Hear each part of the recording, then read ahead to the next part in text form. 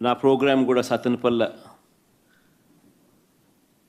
పల్నాడు ఏరియాలో నా ప్రోగ్రాం కూడా నిజంగా ఒక కర్ఫ్యూ పరిస్థితుల మధ్య ప్రోగ్రాం జరిగింది.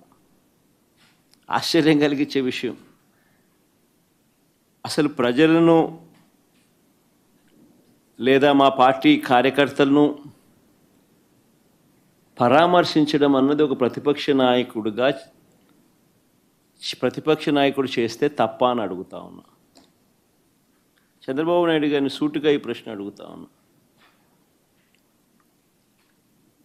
ఎందుకు ఇన్ని ఆంక్షలు పెట్టాలి?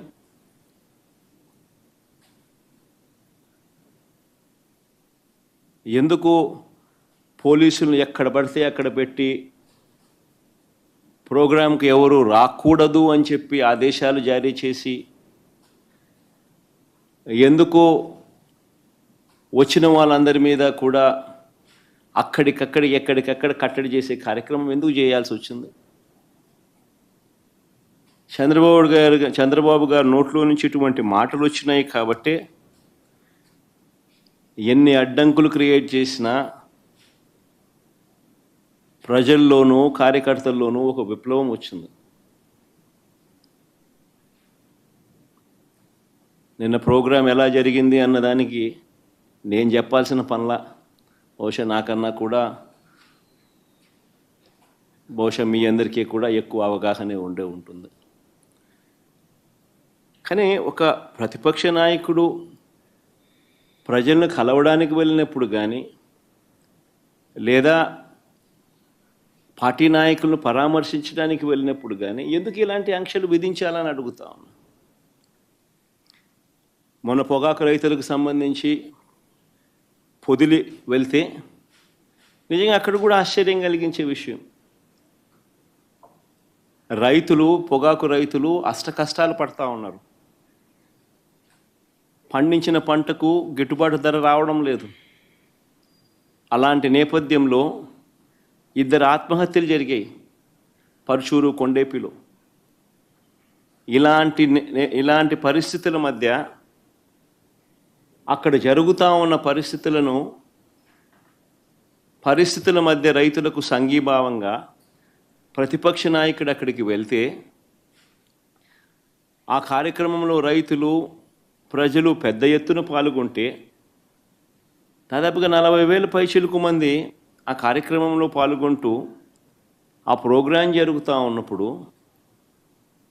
40 మందే, ఎంచినా కూడా అంతకన్నా ఎక్కువ మంది కూడా కనపడరు.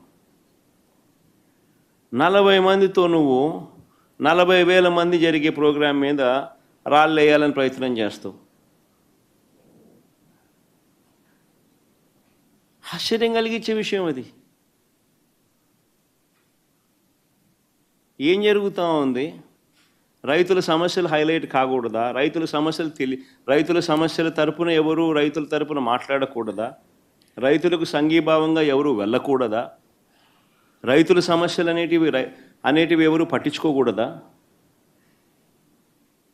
40,000 మంది ప్రజలు, రైతులు పాల్గొన్న కార్యక్రమంలో 40 మంది చేత నువ్వు డిస్టర్బ్ చేయాలని ప్రయత్నం చేస్తావు. ప్రయత్నం చేసి ఇంకా రైతులు, ప్రజలు సమన్వయం పాటించారు కాబట్టి 40,000 మంది 40 మంది మీద పడలా. ఒకవేళ పడుంటే పరిస్థితులు ఏ మాదిరిగా ఉండేదో నేను చెప్పాల్సిన అవసరం లేదు, ఎవరైనా ఊహించుకోగలుగుతారు. 40 మంది చేత గొడవ నువ్వు చేయిస్తావు, ఉల్టా రైతుల మీద నువ్వు కేసులు మళ్ళా పెడతావు.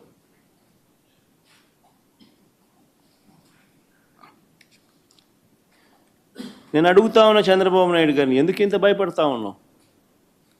ఎందుకు ఇంత అసహనం అని అడుగుతా ఉన్నా చంద్రబాబు నాయుడిని.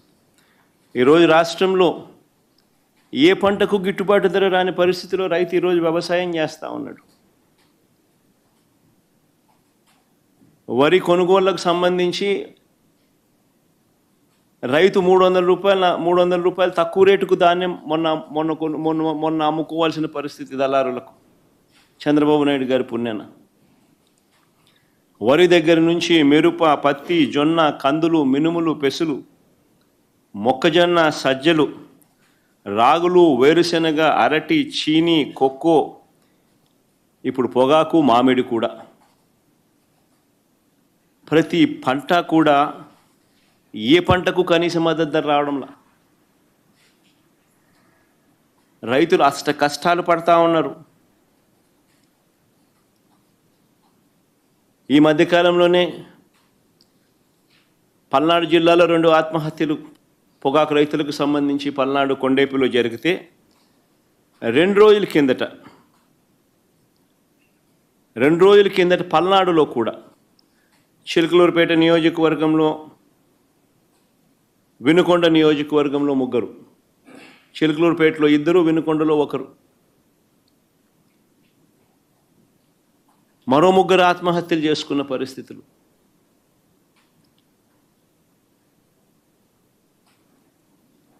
ప్రకాశం జిల్లాలో మన కళ్ళ ఎదుటే ఒక 2 ఆత్మహత్యలు జరిగితే మరో 3 ఆత్మహత్యలు కళ్ళ ఎదుటే కనిపిస్తూ ఉన్నాయి. అయినా కూడా ఈ ప్రభుత్వం పట్టించుకునే పరిస్థితి లేదు. అయినా కూడా రైతులకు తోడుగా నిలబడే కార్యక్రమం అంతకన్నా జరగడం లేదు. ప్రజల సమస్యల పట్ల ఎవరైనా కూడా గొంతు విప్పితే చాలు చంద్రబాబు నాయుడు గారు నోట్లో నుంచి వచ్చే మాటలు ఏ స్థాయిలో ఉన్నాయనంటే భూస్థాపితం చేస్తాడట. ఆశ్చర్యం కలిగించే విషయాలు. 76 ఏళ్ల వయసు ఆయన, 76 ఏళ్ల వయసులో ఉన్న ఆయన ఒక ముఖ్యమంత్రి స్థానంలో కూర్చొని ఉన్న వ్యక్తి ఒక టీవీ ఇంటర్వ్యూలో మాట్లాడుతూ ప్రతిపక్షాన్ని భూస్థాపితం చేస్తాడంట. ప్రతిపక్ష నాయకుడు పేరెత్తి ఆయన ప్రతిపక్ష నాయకుడిని భూస్థాపితం చేస్తారంట. ఆ ఎల్లో మీడియాకి సంబంధించిన ఓనర్, ఆ టీవీ ఓనర్ ఒకడు అడుగుతాడు, ఎప్పుడు భూస్థాపితం చేస్తామని. ఈయన అదిగో మొదలు పెట్టేశాను, చేస్తూ ఉన్నాను, త్వరలోనే చేసేస్తాను ఈయన అంటాడు. ఆశ్చర్యం. 76 ఏళ్ళ ముసలాయన.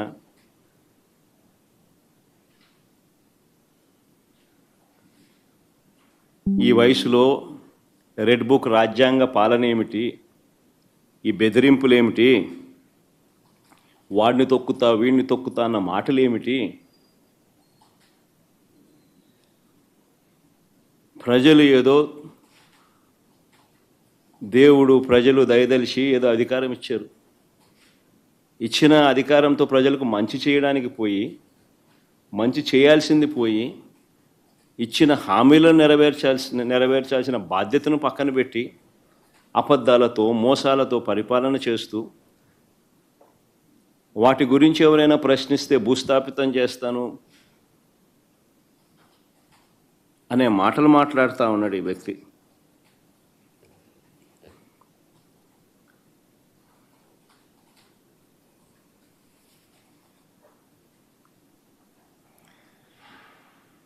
ఈ చంద్రబాబు నాయుడు గారి పాలనలో అసహనం అనేది ఏ స్థాయిలోకి పోయింది అని అంటే, ఏడాది కాలంలో ఈ ప్రభుత్వంలో ఏ ప్రభుత్వము కూడా గతంలో ఎప్పుడు చూడని విధంగా వ్యతిరేకతను చంద్రబాబు నాయుడు గారు ఈరోజు చూస్తూ ఉన్నారు.